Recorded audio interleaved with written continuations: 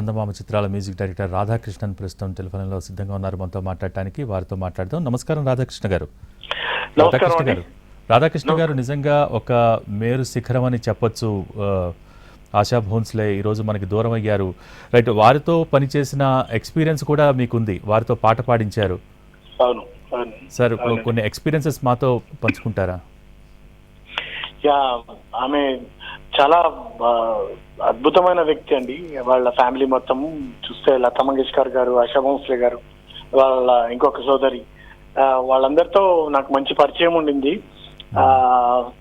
ఈవిడే వాళ్ళందరినీ, లతాజీని, వాళ్ళ సిస్టర్ని, ఇంకో సిస్టర్ని పరిచయం చేశారు నాకు. ఆమె చాలా ఇష్టపడ్డింది ఈ పాటను. ఆమెతో ఒక 5-6 నెలలు బాగా అంటే తన కోసం ప్రయత్నించి నా పాటను పంపించి, తను ఎక్కడో అమెరికా ఉండి, తర్వాత దుబాయ్లో ఉండి, తర్వాత 3 నెలల తర్వాత విన్న తర్వాత మాత్రం వెంటనే వచ్చేసేయండి ఈరోజే నన్ను చాలా బాగుంది మీ పాట అని చెప్పి తను నన్ను రప్పించుకొని, తన హోటల్ చార్జెస్ కూడా వేస్ట్ ఎందుకు, నాకు మీరు దగ్గరగా ఉంటే బెటర్, మనం ప్రాక్టీస్ చేయొచ్చు, ఏదైనా వినొచ్చు, పంచుకోవచ్చు అని చెప్పేసి తను ఇంట్లో ఉంచండి అని చెప్పి చాలా వాళ్ళు హాస్పిటాలిటీ అండి, చాలా గ్రేట్ పర్సన్స్ వాళ్ళు చాలా లావి. అసలు వాళ్ళ ఇంట్లో కింద పెద్ద హాల్లో బర్మన్ గారి స్పూల్స్ ఉంటాయి, అవన్నీ వాళ్ళ ఇన్స్ట్రుమెంట్స్ ఉన్నాయి, అవన్నీ చూపిస్తూ, ఆ స్పూల్స్ ప్లే చేస్తూ, కసెట్స్ ప్లే చేస్తూ ఆవిడ ఎంత ఆనందంగా బతుకుతుంది అని నాకు అనిపించేది. ఎంత లైఫ్ ని, ఎంత మ్యూజిక్ లో ఎంత మమేకం అయిపోయి ఎంత హ్యాపీగా ఉన్నారు ఆవిడ అని నాకు అనిపించింది. వాళ్ళు పిలిచారు. కానీ ఇటువంటి అరుదైన అవకాశాలు చాలా అరుదుగా దొరుకుతూ ఉంటాయండి. ఇలా అంటే పెద్ద పెద్ద వాళ్ళతో మనం పనిచేసే అవకాశం రావటం అనేది చాలా, అంటే ఒక్కొక్కసారి మనం ఊహించం కూడా అటువంటి అవకాశాలు రావటాన్ని. అటువంటిది ఆశా భోన్స్లేతో మీరు చందమామ చిత్రంలో పాట పాడించారు. అంతకంటే కూడా మేము విన్నాం, అంటే ఆవిడ మీతో ఒక ఆల్బమ్ కూడా చేయించాలని అనుకున్నారని విన్నాం. అవును సార్, అవును. తను నన్ను యాక్చువల్ గా మ్యాటర్ ఏంటంటే అంతకు ఎక్కువే జరిగింది. యాక్చువల్ గా ఆల్బమ్ అని కాదు, మీరు ఇక్కడికి షిఫ్ట్ అయిపోండి అని అడిగింది. నేను మీకు ప్రొవైడ్ చేస్తాను, ఆడియో కంపెనీస్ తో డీల్ సెట్ చేస్తాను, మేనేజర్స్ ని ఇస్తాను, మీరు అంటే వాళ్ళకు ఒక మంచి డెడికేటెడ్ కంపోజర్స్ కావాలి యాక్చువల్ గా. నాతో తను హ్యాపీగా ఫీల్ అయింది యాక్చువల్ గా. కానీ నేనే హోమ్ సిక్ లో ఉండి ఇక్కడ నుంచి వెళ్ళలేక, అక్కడ వాతావరణం అదంతా డిఫరెంట్ గా ఉంటుంది, బాంబే స్టైల్. సో నాకు కుదరలేదు, అంటే నేను ఇక్కడ వాళ్ళని వదులుకోలేక నేను వెళ్ళలేకపోయాను, అది వేరే విషయం. బట్ ఆమె ఎంత ప్రేమించింది పాటనంటే అసలు ఒక డాన్స్ చేసుకుంటూ పాడింది. నాకు షాకింగ్ అనిపించింది. ఇందాక పని ఫోన్ చేసి చెప్తే I felt very sad actually. అంటే అరే పాపం కదా, మంచిగా ఉంది ఆవిడ, కార్డియాక్ ఎంత డేంజర్ చూడండి. బట్ ఏజ్ కూడా ఉంది తనకి. బట్ నేను యాక్చువల్ గా ఏదో ఫిలిం చేసిన తర్వాత మాయాబజార్ మున్సిపల్ కంప్లీట్ అయిన తర్వాత నేను చెన్నై వెళ్ళానండి ఒకసారి. అక్కడ సరిగమ స్టోర్స్ లో ఏదో సిడీస్ కొంటున్నా ఒక ప్రొడ్యూసర్ తో పాటు వెళ్తుంటే అప్పుడు ఎంతకాలం అని ఒక పాట ఉంది, తమిళ్ వెర్షన్, తను పాడింది యాక్చువల్ గా మధు బాలకృష్ణన్తో. అరే ఇవిడు ఇంకా పాడుతున్నారా, పాడుతుంది. అయితే విద్యాసాగర్ గారి కంపోజిషన్ అది. అయితే అరే ఇక్కడ పాడుతుంది కదా, వై నాట్, నేనెందుకు ట్రై చేయకూడదు అని. నెక్స్ట్ సినిమా వస్తుంది, నాకు మంచి సినిమా వస్తుంది, డెఫినెట్ గా ఏది వచ్చినా దానిలో పాడిద్దాం, I will try my best అని అనుకున్న వెంటనే నాకు ఒక 2 రోజుల్లో, అంటే నెక్స్ట్ అక్కడి నుంచి ఏదో బెంగళూరు ట్రావెల్ చేశాను. అక్కడ I got the call from Krishna Vamsi గారు. ఆయన అరే నిన్న ఆశా భోన్స్లే అనుకున్నాము, ఎక్కడ సాంగ్ ఫిట్ చేయాలి, దీంట్లో ఎట్లాగైనా పాడించుకోవాలి, వంశీ ఫిలిం వేస్తే బాగుంటది ఆ పాట, బాగుంటుంది అని చెప్పి ప్లాన్ చేసుకున్నాం అంతే. ఇక అప్పటి నుంచి మైండ్ లో ఆమె వాయిస్, ఆమెను ఎట్లా పట్టుకోవాలి, ఎలా రీచ్ అవ్వాలి, ఏం చేయాలి అని చెప్పి నా మేనేజర్స్ అందరినీ వాడుకున్నాం రకరకాలుగా. చెన్నై మేనేజర్స్ వాళ్ళు, తర్వాత బాంబే మేనేజర్స్ వచ్చారు లైన్ లో. అంటే ఆవిడ ఏంటంటే డెడికేటెడ్, పాట బాగా నచ్చితేనే పాడుతుంది. డబ్బులు అదంతా వాల్యూస్ అవన్నీ ఏం డబ్బులు కావాలి, డబ్బులు ఉంటేనే పాడ ఇట్లాంటివి కాదనమాట ఆలోచన. పాట నచ్చితే బాగుంటే పాడుతుంది, లేకపోతే లేదు. అది నాకు తర్వాత అర్థమైంది. నా ట్రాక్ విన్న తర్వాత నా పేరు డీటెయిల్స్ అంతా ట్రాక్ చేసినట్టున్నారు. వాళ్ళ మేనేజర్ చెప్తున్నారు, ఆమె మీ గురించి అంతా ఎంక్వైరీ చేశారు, మీరు ఒక చాలా సాఫ్ట్ కంపోజర్, మీ గురించి మంచి అక్కడ హైదరాబాద్ వాళ్ళే హే మన పహచానత్ వాళ్ళే చెప్పింది. బట్ డైజెస్ట్ అవ్వట్లేదు ఆమె చనిపోవడం అనేది. యాక్చువల్ గా నాకు ఇంకా మంచి మంచి అవకాశాలు, అంటే సూటబుల్ అవకాశాలు వచ్చింటే కనుక నేను చాలా ఉపయోగించుకునేదండి ఆమె గాత్రాన్ని. అంటే ఏది అంటే నాకే నమ్మకం లేకపోతే నేను వేరే వాళ్ళతో అంత మంచి సింగర్స్ ని వాడలేను కదా ఇక్కడ. అంటే అట్లా నేను నాకు ఆవిడతో ఉన్న రిలేషన్ మిస్యూజ్ చేయాలని నేను అనుకోలే ఎప్పుడు కూడా. ఆవిడతో పాడిస్తే ఒక అద్భుతమైన పాటే పాడించాలా అనే ఫీల్ నాకు ఉండింది.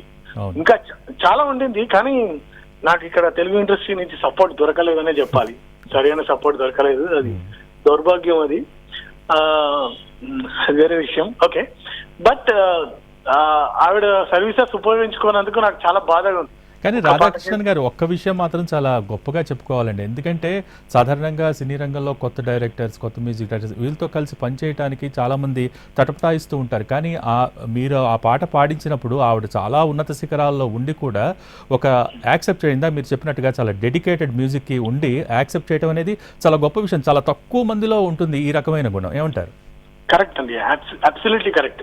ఆ పాటను నేను ఎంత ప్రేమించానంటే, ఎంత జాగ్రత్తగా కంపోజ్ చేశానంటే, చాలా ఇష్టపడి చేశాను. చేసిన పాట ఆవిడ అంటే తనకి అప్పుడు థ్రోట్ ఇన్ఫెక్షన్ ఏదో ఉండింది. ఉంటే తను ఏం చేసిందంటే నన్ను హోల్డ్ చేయడానికి చాలా ప్రయత్నించారు వాళ్ళు. నాకు ఏం ప్రాబ్లం లేదు, కానీ నేను బాగా వర్క్ లో ఉన్న వ్యక్తిని ఆ టైంలో ఖాళీ కూర్చోవడం అంటే ఎంత నరకమో నాకు అప్పుడు అర్థమైంది యాక్చువల్ గా. ఆ తర్వాత అక్కడ స్వెట్ ఎక్కువ వస్తుంటుంది, బయట తిరగలేము ఇష్టం వచ్చినట్టు బాంబేలో. సరే అది ఓకే. తర్వాత ఇక నన్ను బాగా ఎంటర్టైన్ చేసేవాళ్ళు. ఇంకా నన్ను ఉంచడానికి వాళ్ళ మేనేజర్ వచ్చి, సార్ ఆవిడకు పాయింట్ ఏంటంటే మీ పాట బాగా నచ్చింది, తను ఆ పాటను వదులుకోదలుచుకోలేదు, మీకు మీకు చాలా మంది సింగర్లు దొరుకుతారు, పెద్ద విషయం కాకపోవచ్చు, కానీ తను పాడాలనుకుంటున్నారు వరకు నాకు చాలా హ్యాపీనెస్, బాధ అన్నీ వచ్చాయి యాక్చువల్ గా. ఇక్కడ ఏంటి నా ప్రాబ్లం ఏంటంటే బ్యాక్గ్రౌండ్ స్కోర్ చేయాలి, అర్జెన్సీ ఉంది, వేరే ప్రాజెక్ట్స్ ఏవో ఉన్నాయి, ఆ ప్రెషర్ ఎక్కువ ఉంది యాక్చువల్ గా. వారం రోజులు ఊరికే పోయి కూర్చోవడం అంటే చిన్న విషయం కాదు.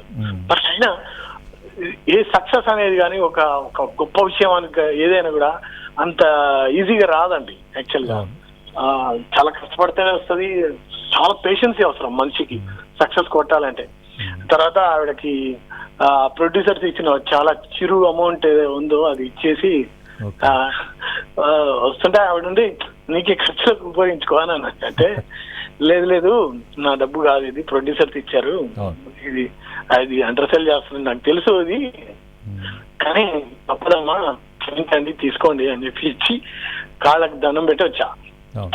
సో ఆ తర్వాత మళ్ళీ ఎప్పుడైనా కలిసే ప్రయత్నం చేశారా రాధాకృష్ణ గారు? చివరిసారిగా మూడు సార్లు కలిసాను బాంబేలో. మెట్ ఒక షోలో ఇక్కడ ఒకసారి కలిసాను, ఆ తర్వాత 2 సార్లు మళ్ళీ స్పెషల్ గా బాంబేకి వాయిస్ మిక్సింగ్ కోసం వెళ్ళినప్పుడు ఆడ పర్మిషన్ తీసుకొని వెళ్ళి వారిని కలిసి దండం పెట్టుకొని వచ్చా. కానీ రాధాకృష్ణ గారు ఏదేమైనా ఈ మధ్య కాలంలో అంటే వృత్తిగతమైన జీవితంలో లైఫ్ స్పాన్ చాలా తక్కువ ఉంటుందండి కొత్తగా వచ్చే వాళ్ళకి. కానీ ఆ రోజులో 80 దశాబ్దాల పాటు ఒక సింగర్గా లైమ్లైట్లో కొనసాగటం అంటే అది మామూలు విషయం కాదు. అంటే ఆ ప్రత్యేకతను మనం ఏ విధంగా చూడాలి? అంటే దానికి చాలా కారణాలు ఉన్నాయండి. వాళ్ళ ఫ్యామిలీ బ్యాక్గ్రౌండ్, అంటే ఆ పూర్వీకులు కదా, వాళ్ళకి హెల్దీగా ఉండడం, వాళ్ళ డిఎన్ఏ అంటే వాళ్ళ పూర్వీకులు ఆరోగ్యంగా ఉండడం. ఇప్పుడు లేటెస్ట్ జనరేషన్స్ లో ఏంటంటే చాలా పొల్యూషన్ కావచ్చు, ఫుడ్ హ్యాబిట్స్ కావచ్చు. ఆవిడదండి అబో 80 ఉంటాయి నాకు తెలిసి కదా. ఆవిడకి 92 సంవత్సరాలు దాదాపు వృత్తిగత జీవితాన్ని అంటే ఒక సింగర్ గా దాదాపు 8 దశాబ్దాల పైగా లైమ్ లైట్ లో ఉన్నారు. అబ్బా ఎంత అదృష్టవంతరాలంటే ఆవిడ కానీ వాళ్ళ సోదరులు కానీ అంత ఏజ్ ని కదా, అంత ఏజ్ ని వాళ్ళ కుటుంబానికి పంచడం అనేది ఎంత గొప్ప విషయం. అంటే ఆ పేరెంట్స్ ని ఎంత జాగ్రత్త చూసుకోవాలి కదా. నిజంగా వాళ్ళ అదృష్టం అది. ఎందుకంటే ఇప్పుడున్న జనరేషన్స్ లో చాలా ప్రాబ్లమ్స్ ఉన్నాయండి, హెల్త్ ఇష్యూస్ వస్తుంటాయి, రకరకాల అంటే డయాబెటిక్స్ కావచ్చు, బీపీ కావచ్చు, చాలా ఇది లైఫ్ స్టైల్ డిసీజెస్ చాలా వస్తాయి. ఆవిడ చాలా హెల్దీగా ఉండడానికి ట్రై చేస్తుండేవారు, నేను అబ్జర్వ్ చేశాను. చాలా జాగ్రత్తగా తినడం, భోజనం చేయడం, లిమిటెడ్ గా తినడం, వాళ్ళ స్టైల్ ఆఫ్ లివింగ్ కేర్లెస్నెస్ ఉండదు, లైఫ్ ని చాలా బాధ్యతాయుతంగా వాళ్ళు జీవితాన్ని గడుపుతారు అనిపించింది నాకు. అందుకే వాళ్ళు అంత కంఫర్టబుల్ గా ఉన్నారు ఆ ఏజ్ లో. అంటే మనిషిగా ఒక జీవితం, వాటి అలవాట్లు గురించి ఎంత మాట్లాడుకున్నా కానీ పర్టికులర్గా ఆశా భోన్స్లే కావచ్చు, లతా మంగేష్కర్ కావచ్చు, అక్కా చెల్లెళ్ళు, వాళ్ళ ఫ్యామిలీ గురించి మాట్లాడుకుంటే సంగీతపరంగా ఆ జీన్స్లోనే బై గాడ్ గిఫ్ట్ సంగీతం అలా నరనరాన ఉండిపోయింది అనుకోవచ్చు. ఎందుకంటే లతా మంగేష్ గురించి మనం మాట్లాడుకోవడం అంటే చాలా పడుతుంది. ఎందుకంటే భారతరత్న బిరుదును సంపాదించుకున్నారు. ఆ తర్వాత ఆశా భోన్స్లే కావచ్చు, పద్మ విభూషణ్, ఎన్నో రికార్డులు సృష్టించారు. ఎన్ని నేషనల్ అవార్డ్స్ వచ్చాయండి ఆవిడకి కూడా, చాలా నేషనల్ అవార్డ్స్ వచ్చాయి. Beautiful singer. ఎంత మంది గొప్ప గొప్ప వాళ్ళతో, నౌషాద్ జీ, ఆర్డి బర్మన్, ఎస్డి బర్మన్, తర్వాత ప్యారలాల్ జీ, అందరూ ఆవిడ నాతో పంచుకున్న విషయాలు చూస్తే నేను ఇంకోటి అయితే మొత్తం వదిలేసి అక్కడికి వెళ్ళిపోయి ఉంటాడు. వాళ్ళ ఆహ్వానాన్ని మళ్ళీ అంతే కదండి, అంత పెద్ద ఆఫర్ వచ్చిందంటే. అవును, కాకపోతే ఉంటాయి మనకు బరువు బాధ్యతలు ఉంటాయి ఇక్కడ, పేరెంట్స్, ఫ్యామిలీ, ఇవన్నీ చాలా విషయాలు ఉంటాయి. అంత ఈజీ కాదు. నాకు చాలా గొప్ప ఆపర్చునిటీస్ వచ్చాయి, రకరకాలుగా వచ్చాయి, కానీ నేను ఉపయోగించుకోలేకపోయాను. అది వేరే విషయం. ఇటువంటి సందర్భంలో ఆశా భోన్స్లే పాడిన ఒక్క పాట మా కోసం ప్లీజ్ దయచేసి. నాకు ఆవిడ ఒకే పాట పాడింది తెలుగులో, बहुत साल के बाद आपका गाना मैं गाना बहुत अच्छा है, मैं ये गाना गाना चाहता हूँ, आप जल्दी आ जाइए आइए. ఆమె ఆ రోజు రాత్రి 12:30 1 గంటకు ఫోన్ చేసింది నాకు, హార్మోనియం పెట్టబెట్టుకొని. నేను కార్ రివర్స్ చేసి పెడుతున్నా పార్కింగ్ లో. ఆ టైంలో అర్రే ఈ టైంలో ఫోన్ చేసింది మేమే అని చెప్పి నేను ఎంత ఆశ్చర్యపోయానంటే, ఆ టైంలో of course Bombay mid night ఎక్కువ వర్క్ చేస్తారు, బట్ గ్రేట్ పర్సన్. ఆమె జీవితాన్ని ఆస్వాదించింది, ఎంజాయ్ చేసింది, పాట పాడేటప్పుడు డాన్స్ చేస్తూ పాడింది. ఆ ఒక థ్రిల్ పర్సన్, సంపూర్ణమైనటువంటి ఎంజాయ్ చేసింది. ఆమె చనిపోవడం బాధాకరమే డెఫినెట్ గా. మొన్నటి దాకా కూడా ఏదో షోస్ లలో పార్టిసిపేట్ చేయడం చూసాం, ఇంత ఏజ్ లో కూడా.